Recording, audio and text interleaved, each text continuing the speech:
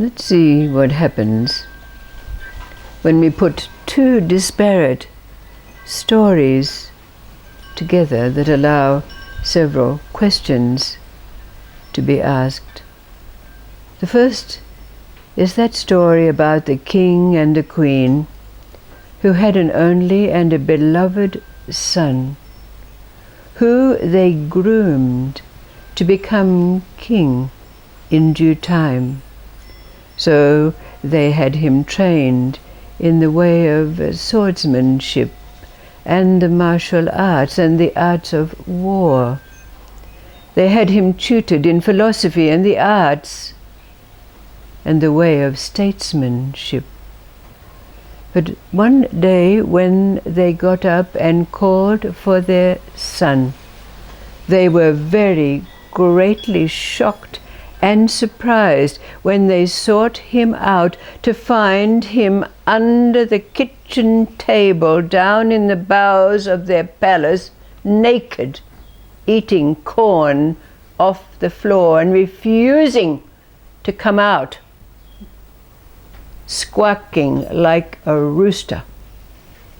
He would not speak, he would not sit at the table, he would not lie in a bed. All he did was crow like a rooster and eat grains of corn from the floor under the table. Now his parents were beside themselves. They called physicians and soothsayers and magicians, and no one could help their son. But just when they were believing that there was nothing that could be done, an old man came to the palace, and when he was brought before the king, he said, "I do not suggest that I can heal your son, but will you leave him with me for 7 days?" Well, the king was desperate, and when he was in front of this old man, there was a certain air and awe about him that allowed the king to say, "Yes, please, please do whatever you will." So the first thing that the old man did was to strip off all his clothes and climb under the table with the prince. Now the prince looked at him with great suspicion, and then flapping his wings, he said, "Who are you?" And the old man said, "Well, can't you see I'm a rooster too?"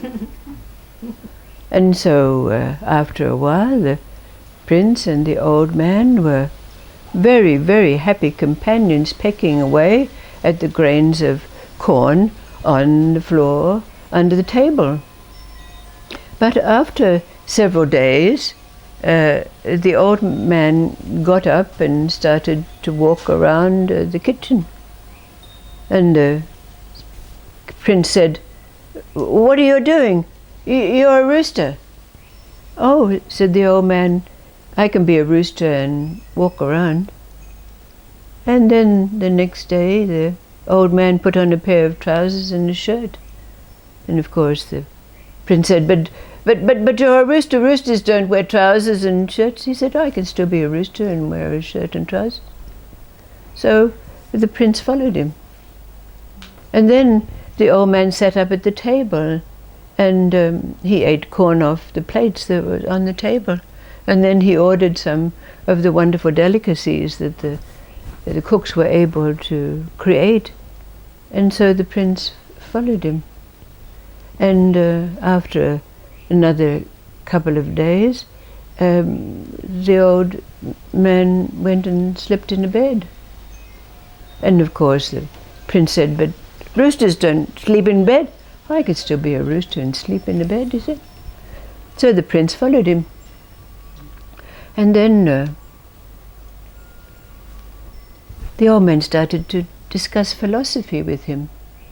"Oh," said the prince, "we're roosters, we don't talk about philosophy, we just go around and crow and peck grain from off the ground." "Oh," said the old man, "we can still be a rooster and discuss philosophy." So they did. And after the 7 days were up, they were both clothed and clad and eating off the table and sleeping in beds. And the old man said, "Well, I have to leave you now, but I'll give you a piece of advice," which he did. And then he left. And in due time, the prince became king. And he was a very fair and very just king. When he was a warrior, he was a warrior. When he was a statesman, he was a statesman. When he was an advisor to the people, he was an advisor to the people. But he never forgot that he was a rooster. And then the second story is about the great Sufi teacher. And every day he would don his apron and he would go to his store. And he served the many and different people who came to buy his spices and his grains and his oil. But there were a few who would gather around him to listen to his wisdom. And he would teach that we should shun amulets and talismans and rituals and robes and darts and all of those things, and just be an ordinary being. Well, amongst those few who gathered around the great Sufi sage was a very, very illustrious merchant who had to travel far and wide to do his trade. And one day the merchant found himself in a far distant place and invited to a grand reception of a number of grandees. Well, when he was at the reception, he noticed that over in a corner there were a group of these grandees, nobles and the like, gathered around someone who was sitting on the floor. And they were nodding and smiling at him. So the merchant went over to see what was going on. And to his very great shock and surprise, there was his Sufi master with dreadlocks, amulets hanging round his neck, skulls around his belt. And after being shocked and astonished, the merchant waited until all the grandees and elites and nobles dispersed, and he had the opportunity to go over to his master and whisper in his ear, "Master, what are you doing? You taught us that we should shun this and this and this." So the master replied and responded. So the questions that arise from these stories are, one, what was the advice that the old man gave to the prince before leaving? And the second question is, what was it that the Sufi master said to his student when he was asked the question, "What are you doing?"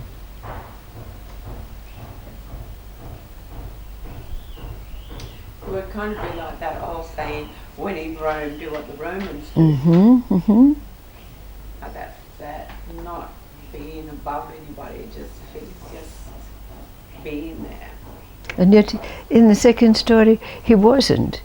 He was wearing his totally different, and people were standing around laughing and nodding at him.